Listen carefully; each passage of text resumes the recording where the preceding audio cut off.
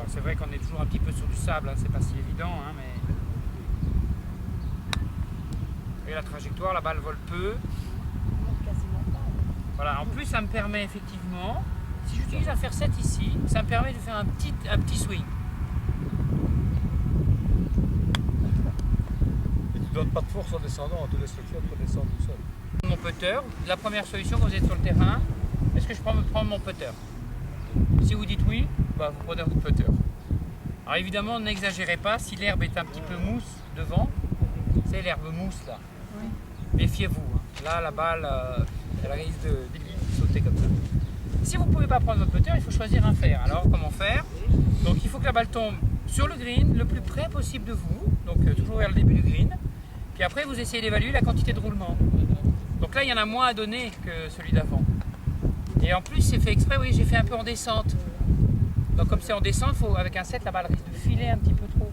Donc ici ça serait un 9 pour arriver à tomber au début du green, un peu après la brindille, il ne faut pas qu'elle roule trop. Prenez un fer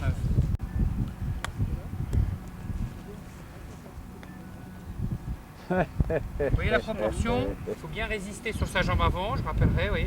Je pendule, je tourne. Voilà, là il y a eu un mauvais rebond, hein, vous avez vu. La position est très très importante, hein, donc il faut être très près. La balle vous la mettez un peu plus sur le pied droit. Et puis une fois que vous êtes là, je pendule, je tourne. Tout de suite si le joueur va réussir son coup, s'il est bien mis devant la balle. Donc une bonne position, donc on a le green court, c'est très près de la balle. La balle, vous montez un peu vos pieds toujours. Vous montez un peu vos pieds.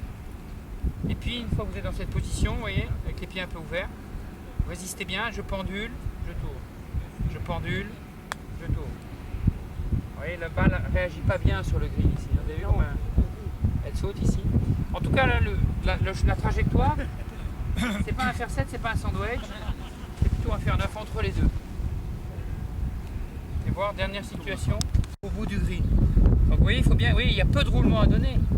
Donc un fer 7, ça va être compliqué hein, avec un fer 7. Si je la fais tomber sur le green, si je fais mon fer 7, si je la fais tomber sur le green, vous voyez, elle a une chance de kick et dans une séquence assez rapide. Au niveau du rythme, c'est vrai que même si on a la bonne technique, le rythme va quand même donner un bon toucher de balle. On ne peut pas. Alors, il insiste. Alors regardez, il ne faut pas faire comme Guy. Il faut faire un mouvement. Donc une fois que vous êtes bien positionné, montez un peu les pieds, pendulez, tournez.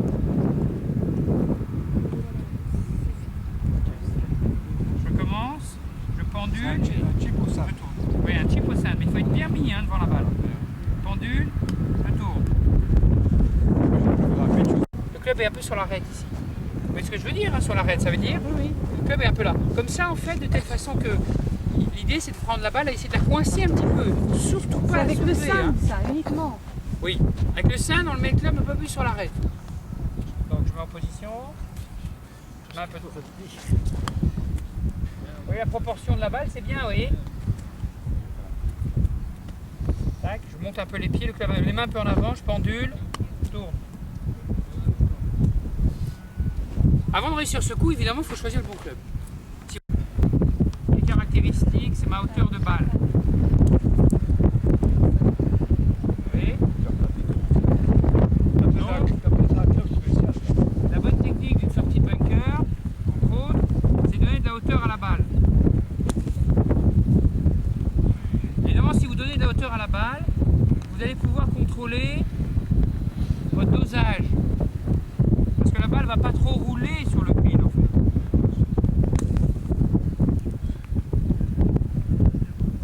Bon, c'est pas si compliqué, mais bon, il faut quand même... Ouais, le mouvement, c'est le même que pour le... Alors en fait, comment ça se fait que j'arrive à donner de la hauteur à ma balle? Et que vous, en fait, quand vous la sortez, alors des fois elle est très longue, et puis elle a une trajectoire plutôt roulante en fait sur le green, votre sortie de bunker. Non? C'est dû à quoi? Pourquoi la balle prend de la hauteur? Quel est le facteur qui influence tout de suite? L'ouverture de la face. Je mets un plat, hein. Tout à fait évident, hein? C'est-à-dire que suivant la façon dont le club arrive dans le sable, ça va influencer le vol de balle. S'il arrive vers le sable comme ça, vous voyez la balle ne va pas être très haute. S'il arrive vers le ciel, évidemment la balle, vous voyez, va partir vers le ciel. l'intérêt, c'est qu'en fait la balle, vous pouvez l'arrêter sur le green. Vous pouvez évidemment, si la balle a de hauteur, sauter la lèvre. Parfois ça arrive, hein, vous êtes en dessous de la lèvre, si vous n'avez pas de hauteur, vous tapez la lèvre. Et alors l'autre intérêt aussi, c'est que le fait que la balle ait de la hauteur, c'est-à-dire que vous allez utiliser correctement votre sandwich. C'est-à-dire que votre sandwich, il ne va pas se planter dans le sable. Ça, c'est aussi une faute qu'on rencontre pas mal chez les élèves, c'est que le sandwich se plante dans le sable, ils prennent trop de sable. Alors hop, ça fait un petit saut. Pourtant, vous avez mis une énergie terrible là-dedans, mais la balle, elle fait quand même qu'un petit saut. Et alors, vous tapez de plus en plus fort et la balle, elle ne va pas vraiment plus loin. Et puis alors, on est complètement Parce qu'en fait, vous prenez beaucoup trop de sable. Pourquoi vous prenez beaucoup trop de sable? Parce que vous n'avez pas utilisé correctement votre sandwich. Alors en fait, dans un sandwich, la particularité de ce coup-là, c'est qu'on n'utilise pas la première arête du club. Vous voyez, la première arête, hein, quand vous regardez votre sandwich, il est fait de deux arêtes. La première qui est celle-ci, le tranchant. Et quand vous regardez derrière, si vous avez déjà regardé un jour derrière votre sandwich, il y en a une autre.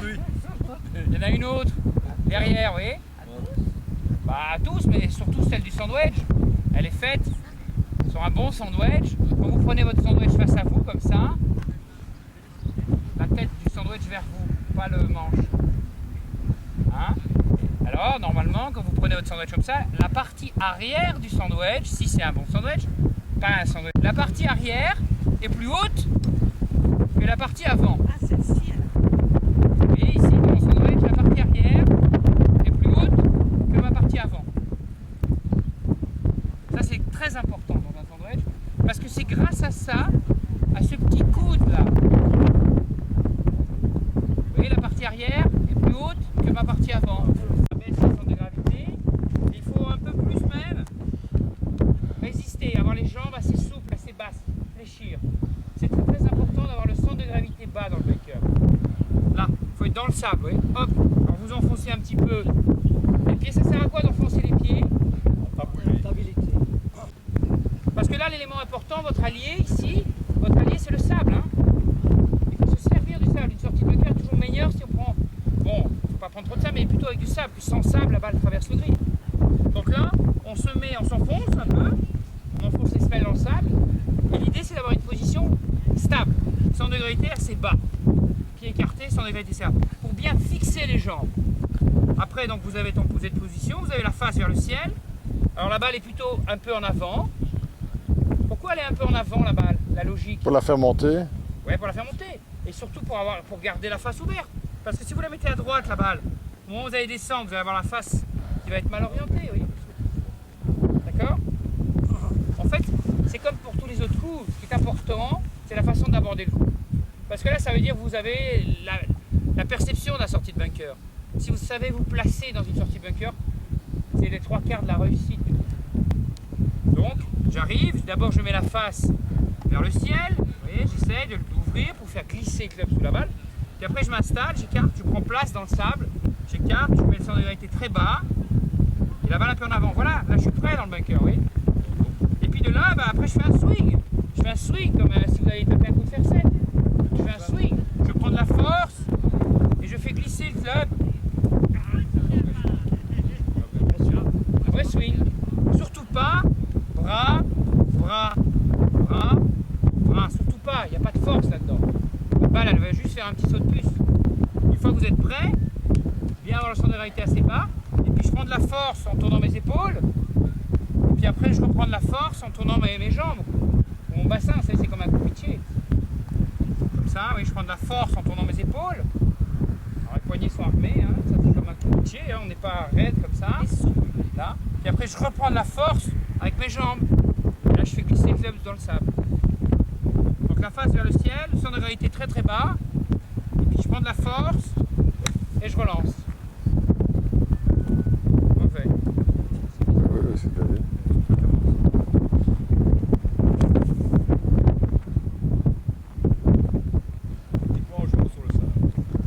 Voilà, il faut déjà bien s'installer, hein, c'est important. Là, la face vers le ciel, centre de gravité assez bas. Contrairement à un chip on est très près de la balle. Ici, on est assez loin de la balle. Hein, pour être sûr de taper dans le sable, si vous êtes au-dessus de la balle, vous allez taper la balle. Donc on est assez bas, la face bas de ciel, et puis là vous faites un swing généreux pour que le club glisse dans le sable. Il va falloir que je joue sur le roulement de balle, il va falloir que j'aille chercher le drapeau dans l'intensité. Par contre, à l'inverse, si j'ai vent avec, je vais jouer presque au début du green, au milieu, et je vais laisser le vent amener ma balle au drapeau. Parce que ça, c'est les petits points qu'on perd, hein. C'est-à-dire qu'on fait le coup, mais trop court, mais bon, si j'avais senti le vent, si j'avais osé un peu plus, ma balle aurait été peut-être plus près du drapeau, et inversement, avec le vent avec. Après, c'est-à-dire que si je veux aller moins loin, si j'étais vent avec, je fais un swing plus petit, moins d'intensité, oui, je vais laisser ma balle prendre le vent, oui. Ce qu'il faut, c'est, on réduit, c'est comme au putting, hein. En fait, c'est la taille du mouvement qui influence la distance. Là, c'est pareil. L'important, c'est choisir le bon club au bord des greens. Parfois, je vois la petite erreur, c'est que vous ne faites pas la distinction encore entre bord de green et le coup d'avant. Enfin, on mélange un peu. Donc là, on parle bien d'un bord de green, c'est-à-dire jusqu'à en rayon à peu près 3 mètres, vous voyez. Là où on fait un roulé, hein, à cette distance-là du green, on doit d'abord penser à un mouvement roulé ou putter, mais pas un petit swing, hein, aussi près du green. On est un peu plus loin du green, c'est ce qu'on vient de faire. Et donc on choisit son club avec la position du drapeau. Faire 7 quand il est au fond, et puis sandwich quand il est, ou pitch quand il est devant, et puis ça peut être un 9 quand il est moitié-moitié. Mais soyez en tout cas logique, ne prenez pas un sandwich pour le rouge et un faire 7 pour le bleu. C'est plus compliqué. Une fois que vous avez fait le bon club, après c'est la position qui est pareille, comme dans tous les coups, très importante. Petit grip, très près de la balle, très près pour avoir le manche vertical, ou un peu à gauche, je pendule, je tourne. Alors si on veut être efficace, il y a même la prise de visée. Hein. On essaye de projeter le drapeau devant pour que la balle parte en ligne. Je mets très près, assez droit, je pendule, je tourne. Avec la visée, oui c'est mieux. Vertical, mais pas en swing hein, cette fois-ci évidemment. Donc pour ça, pour avoir un pendule vertical, il faut être près, assez près de la balle. Bon, pas le club sur la pointe, mais presque. Et puis, j'ouvre un peu les pieds, je pendule, je tourne. Mais elle décolle parce qu'elle épouse le fer. Hein. Alors je pendule et là, il y a le même principe. Hein. C'est pas bras-bras, sinon l'épaule gauche remonte, je la top. C'est je pendule et là j'ouvre le corps, oui. Je pendule et hop, j'ouvre le corps. Non mais il y a une pente, hein.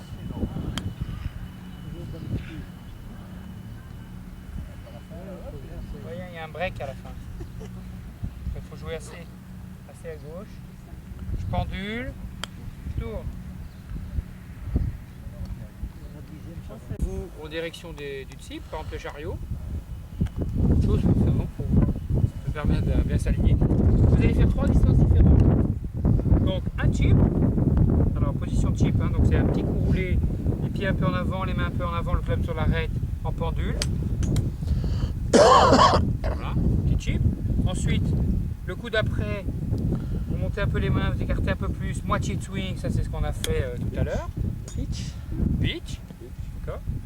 Et le troisième, à ce moment-là, vous montez un peu plus vos mains, vous écartez un peu plus vos pieds, vous tournez plus. Plus long. Normal.